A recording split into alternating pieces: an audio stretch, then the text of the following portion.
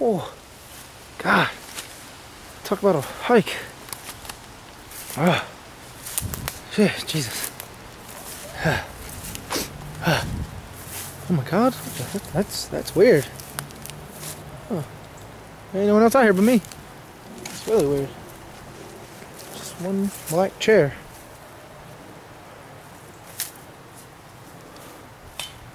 Holy shit.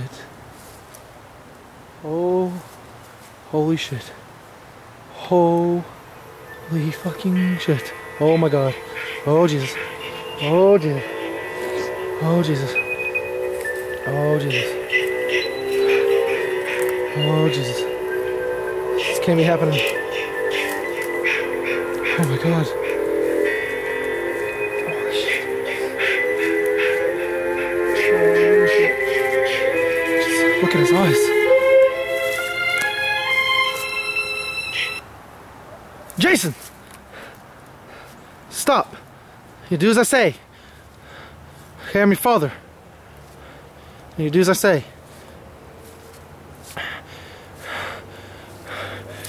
That's a good boy, Jason. Now let's just sit down. Jason, stop! Stop! Now do as I say. Sit. It's a good boy. It's a good boy. Good boy. Now, we better if I read you a story. Remember, I used to read you stories? Like I used to?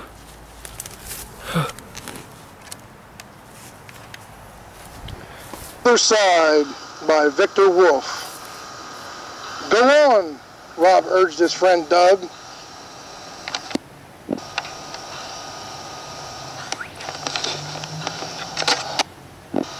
Rob nervously watched Doug grasp at the paint-chipped railing as he put his right foot on the first step. He couldn't believe he was actually doing it, even after what Rob had experienced the other day, but that largely depended on Doug believing his story. The dreadful emotional trial took place 2 days ago on a typical fall evening. A few clouds hanging out in the deep blue sky, the aroma of wet leaves wafting in the cool, gentle breeze, teenagers slowly rolling by with their stereos turned up as loud as they would go, in the company of friends daring each other to do things they themselves wouldn't do, unless the task was successfully performed by the daree. On the day Rob would never forget for as long as he was able, he found himself all alone, loitering in the alley around the side of the haunted house, beneath one of its many murky, aged windows. This particular one had dark red drapes that were pulled to the sides, and that greatly fascinated him because the drapes were never opened. A strong curiosity tapped him on the shoulder, daring him to take a quick gander inside. "What are you waiting for, Christmas? Hop up there and get a look-see." What he was doing standing there all by himself was beyond him. Doug must have been visiting relatives or something. Catching a brave moment, Rob slowly gravitated toward the house, as if the house itself was pulling him toward it. Once his body was within 6 inches of the brown stucco, he could actually feel a weird kind of heat radiating off of it. He gulped, then looked up at the closed window. The ledge was about 7 feet from the ground. 10-year-old Rob would have to jump to grip the edges of the stone sill. But his right knee still hurt from the other day when he banged it against a tree when he and Doug were swinging from a rope swing. Even still, if Doug was here with him, he might call him a pussy if he didn't do it. At 10 years old, he knew being called a pussy was a pretty derogatory thing, even if he had no intentions of ever going near one, because there were more important things in life. "Get back to me on that in 5 years," said his subconscious. Mustering a bit of courage, he bent his knees, winced, and jumped up, catching his fingers on the stone window ledge. He pulled with all of his strength, his eyes rising to the dirty glass. His heart began to pound because he was so close to actually seeing what was inside this mystery house. Even at a distance of 1 foot, he couldn't really see inside because of the glare of the sun. So he touched his nose to the glass. He saw dirty walls and an old rustic-looking chandelier. But on the floor he saw a flat bench and someone sitting on it with their back turned to him. Goosebumps covered his body, and then the person turned their head, twisting their neck at an odd angle to peer at him. It was the old woman with all of his friends were afraid of. He said she was a witch who had bubbles in her eyes, but Rob didn't see any bubbles. Her eyes were glowing like a cat's in the night. And in the blink of an eye, the old woman was right at the window, staring directly down into Rob's frightened face, fixing him with a death glare, gritting her square teeth like the bared mandibles of a skeleton. Shock seized the boy, forcing his fingers to let go of the ledge. His feet hit the ground and his knees buckled beneath him. He fell backward, his ass falling onto the ground, as his gaze never faltered from the window. But the old witch was gone. The curtains pulled shut. He quickly climbed to his feet and raced away, vowing to never again look inside that crazy house. Later that evening, he told Doug what had happened, and so Doug insisted they return to the window. But when they did, from a safe distance, of course, the drapes were drawn. They watched for the slightest bit of movement, but they were still. But Doug didn't want to be outdone by the likes of Rob. Rob guessed it was because Doug was 3 months older, and in 10-year-old boy terms, that meant the younger one couldn't possibly be braver or wiser or anything. But Rob egged it on. Like he would jump up there anyway, he said, you know, if the curtains were open. And so a bet ensued. Doug nodded. Care to take up some stakes? Rob grinned, then nodded. Yes, but on my terms. So what's the bet? Doug asked. Rob rubbed his hands together, stretching his grin wider. The stakes, as you call them, is our Mark McGuire rookie cards. Doug smiled. Okay, so what do I have to do? That was the tricky part. You have to try and sell her something, said Rob. A candy bar, a magazine, or whatever. Walk up on the porch, knock on the door, and when she answers, you have to introduce yourself and shake her hand. Doug suddenly grew nervous, and Rob loved every second of it. Yeah, he was happy with the dare, because no kid in their right mind would agree to such awful terms with the witch lady. No one. All except for the mighty and brave Doug, who would jump out of a third-story window if the reward was good enough. And apparently in Doug's mind, a Mark McGuire rookie card was good enough. Doug's mouth stood agape at Rob's suggestion. He took a deep breath. Now let me get this straight. Walk up on the porch, knock on the door, wait for her to answer, and when she does, stick out my hand and introduce myself. If I do all of that, then I get your McGuire rookie card, the 1985 Topps card, right? They had to make sure all steps were carefully observed so the bet wasn't thwarted by a technicality. Rob nodded. Absolutely, hands down. You'll have earned it. The thing that he didn't tell his friend was that Christmas was a little over 2 months away, and one of the items on his list was a Mark McGuire rookie card. His dad would buy him 2 of them if he wanted. Sometimes he used these baseball cards as bargaining chips, but that was how Doug got his first McGuire rookie card. He had protected Rob from a bully, but Doug was the one who ended up with 2 black eyes and a busted nose. And if for some reason I chicken out, you get mine, right? That's the bet, said Rob. Doug nodded. Yeah, he said with his hands on his hips. I can do this. He spit on his hand and extended it to Rob. Rob shook it, making it a done deal. Now there was no backing out. Doug planted both feet firmly on the second step. He turned and glanced back at Rob, who stood on the sidewalk that was 50 feet from the first porch step. Rob swept his fingers at him. Go on, chicken shit. He watched the lump in Doug's throat constrict before he turned back toward the house. Somehow, he guessed Doug would rather get beat up again than go through this. Doug took a couple more hesitant steps, almost reaching the porch itself. Rob stood in awe, genuinely surprised his friend had gone as far as he did. With each step, he could feel his precious baseball card slip from his possession. But he didn't really have anything to worry about, did he? Doug would almost certainly chicken out. It was only a matter of seconds, really. Just the looming presence of the house alone, coupled with the suffocating atmosphere of the porch itself, would cause anyone to bolt. Rob thought if the old woman should look through one of her windows right now and gaze at Doug with her shining eyes, then Doug would surely get the hell out of there.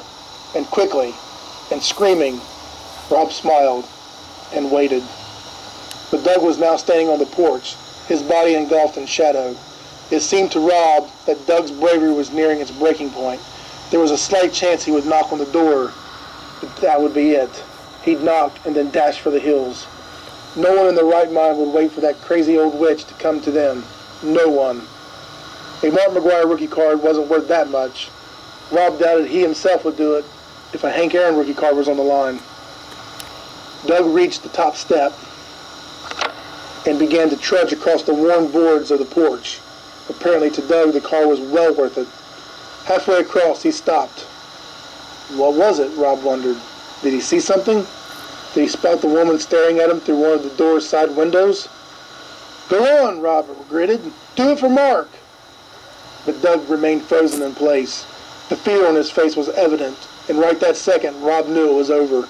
He smiled, realizing that the card he had given Doug was his again, a bargaining chip for the next adventure. I at least thought he would knock on the door and then run like a banshee. It was probably for the best. Just as he was about to call out to Doug, Doug suddenly slid across the porch, standing directly in front of the old door, his nose a mere inch or two from the dirty glass. Goosebumps rocked Rob's body because Doug had not picked up his feet when he moved. It was as if some strange magnetic force pulled him toward the door like a weird phenomena from outer space. It was the witch. She pulled him toward the door. Doug, he called out from the street, cupping his hands over his mouth. Don't do it, okay? It's not worth it. The bet's off. You can keep your McGuire. Just come on back, please.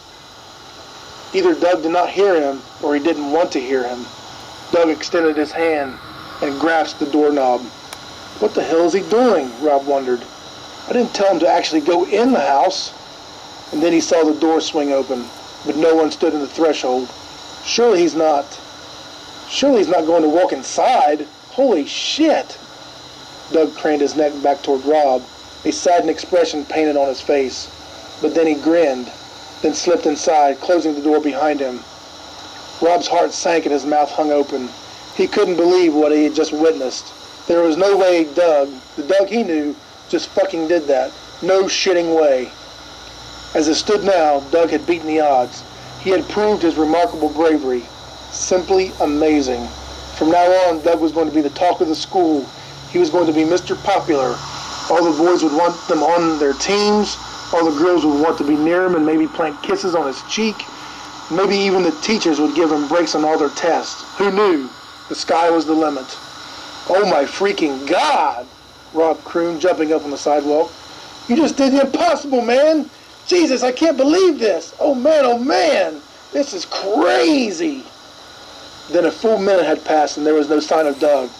Surely he wasn't wandering around inside the house with the crazy old witch in there with him, was he? No one on the planet was that brave. He doubted Mark McGuire himself, carrying his own very own slugger, was that brave. Rob took a couple of steps up the brick walkway. Okay, Doug, you can come out now. You win. The card is yours. He watched the windows, hoping his friend would pull back the blinds and smile at him. But he didn't, nor did he come out. Rob stepped closer, within spitting distance of the porch steps. I said you win, Doug. Come on out. Stop screwing around. Let's get out of here, okay? No response. Rob stood akimbo at the bottom of the steps, trying to glare in through the open curtain of the front door, but he couldn't see anything. I know what you're trying to do, he said, and I'm telling you right now it's not working. But it was. Rob was scared to death. He felt himself shaking. If Doug didn't come out soon, he thought he would break down into tears. No sound emitted from the dark house. It seemed to have swallowed Doug whole. Even the familiar sounds of the neighborhood had died to nothing. Jeez, oh Pete, Doug, Rob complained, feeling that wave of tears surfacing. Just come out now. This ain't funny no more. He waited several seconds, the impossible silence pounding in his ears. Okay, that's it, Doug. If you want to play this stupid game, then I'm leaving. He turned and began to stomp his feet in place. Suddenly a cry leaked out from underneath the front door. It sounded weak and far away. Goosebumps coursed down Rob's spine and arms. Doug? He said shakily, leaning toward the looming paint-chipped columns of the porch. The pleading cry sounded again. It was Doug, there was no question. Rob went up on the first step and cupped his hands over his mouth. Doug, what's wrong? Where are you? I'm trapped, came Doug's weak voice. You gotta help me, please. If you're just trying to get me in there, you can... No, Doug cried, his voice stronger now. Please help me. I just want to go home. He broke off into a droning sob. Rob hesitated. He wanted to help his friend more than anything. but he had to play this smart. He didn't want to get trapped inside himself, so maybe he should get an adult to help him, but he didn't want to leave Doug alone, not even for 2 minutes. And he didn't want to get himself and Doug both in trouble for going into the old woman's house to begin with. Halloween was a mere 2 weeks away, and he didn't want to be grounded from it. If he could just somehow put his fears aside for a few moments, he could rush in there, set Doug free, and then the both of them could run away from there as fast as they could, and never look back. That was the important part. Never look back. He remembered what happened to Lot in Genesis. He supposed if he looked back and met the witch's gaze, then he would be forever cursed. Rob's tears broke. Just tell me where you are, Doug. I don't even care about that fucking McGuire card. Cried out. Just get me the fuck out of here. You can have everything I own. Staying this close to the front door, Doug's voice didn't sound right. It was a tad bit too deep. It was so unlike Doug to use the F word. Granted, Doug was in a panicked state, but something didn't settle well. Can you see the old woman? Rob asked. She's not in here, said Doug, I swear. But she set up some kind of booby trap. Oh, please just get me out of here. Rob's nerves skittered throughout his entire body. He realized he was sweating and one of his hands had gone to sleep. He climbed the rest of the steps and stood on the porch, a place he vowed never to be. But here he was, defying his vows, his holy sacraments to himself. But it was all for his friend, to save his life. Nothing wrong with that, was there? Rob's mind conjured up the image he had seen in the window a few days ago. It was so vivid, he thought he could see her now in the side glass window, staring at him with her sinister, glassy eyes. He shut his own eyes and shook his head, mumbling a prayer, and when he looked again, she was gone. He felt a wave of lightheadedness as he scooted toward the front door. His heart and thoughts were going 1,000,000 miles an hour. Dusk was dying over the western sky in a haze of red and purple. Rob held his breath as he closed his fingers around the brass knob of the door. He thought maybe it would shock him once he touched it, but it didn't. It was cold. All in one motion, he twisted the knob, took another deep breath, then pushed the door open. He did not like what was on the other side. Somehow he found himself inside the threshold. He stood exasperated, his breathing coming in short breaths, his eyes wide and darting around the forlorn room. He spotted the old woman sitting in the corner on a piano stool. She craned her old veiny neck, looming at him with her bubbly gray eyes. They flickered wickedly like specks of stardust. Doug was nowhere to be seen. Then the door slammed behind him, the glass cracking at its center. Rob turned, grasped at the knob, then pulled on it with all of his might, but to no avail. The wicked old woman laughed as her fingers danced across the surface of the piano keys, playing a sinister melody. Rob continued to pull at the door. He bent backward, leaning his head back, screaming, and suddenly Doug came into view. He was hung directly above him, a rope tied around his neck, blood running down his naked body, dripping from his big toe and onto the floor. His heavily bruised eyes suddenly flicked open, his cold, dead stare fixed on Rob. I said I don't fucking care about that goddamn card, he blared, his expression changing to malice. His eyes and mouth grew wide, then came a gurgling sound. The old woman cackled gleefully from her piano stool, her thin lips peeling back from her small, square yellow teeth. Rob's face went white as more goosebumps fell across her body, sending a wave of shock coursing through his bloodstream. He shrieked as a sudden warmth ran down his leg. The old woman stood as a horrible moan escaped her throat. Then, in one swift motion, she flashed forward in a giant blur, stopping inches from Rob's shuddering form. She was no longer the old decaying woman he once knew. Now she was a giant entity who had razor-sharp horns slicked back from her skull, her face a mask of dark green scales, her yellow eyes slitted like that of a serpent, her rolling snarl vicious. She emitted a high-pitched shrill as blood burst from her cat-like eyes. The thing that stood before Rob revealed its hundreds of tiny pointed teeth, its mouth open like that of a shark, as the smell of rotting flesh filled the distilled air around him. Rob screamed until his voice was instantly cut off by a deep shadow and the distinguishable certainty of a slow death. In his last moments, Rob was on the floor, writhing in pain, looking up into Doug's face. Tears cascaded from his eyes, falling into Rob's eyes, blinding him. They felt like acid. I'm sorry it had to end like this, buddy. So sorry. The next morning, The sun shined fully upon the brown stucco house that sat quietly among the neighborhood street, the very house that had devoured 2 small boys 10 short hours ago. A lost dog idled by, its nose down at the cracked sidewalk, possibly picking up the scent of the last remnants of Rob, who watched his best friend enter the spooked house. The dog suddenly looked up at the peaceful, serene structure and uttered a small, lonely whine. After a brief moment, it scurried away. A man pulled up in front of the house, got out, and walked over to the telephone pole, stapling 2 flyers to it, one on top of the other. He paused a moment, glanced toward the house, then experienced a cold chill that shook him to his core. Finally, he got back into his car and sped away.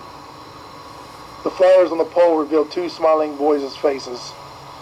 Have you seen these boys? Last seen playing catch in Mountain Park on October 17th. A phone number was provided. The door to the old house suddenly burst open, and a gust of wind swirled out into the cool, sunny morning as soft, lonely cries carried forth on its windy tail, taking with it 2 flyers from the telephone pole.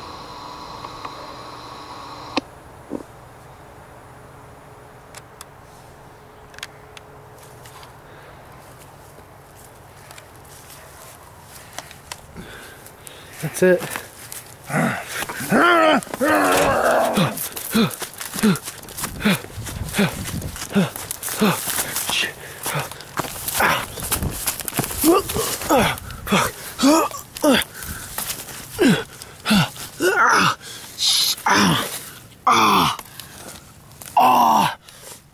Ow, ow.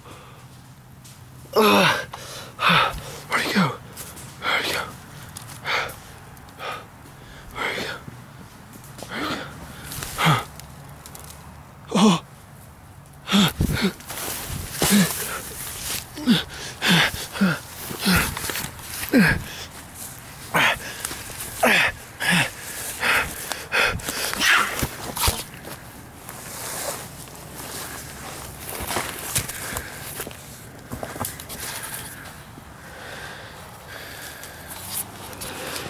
Shit.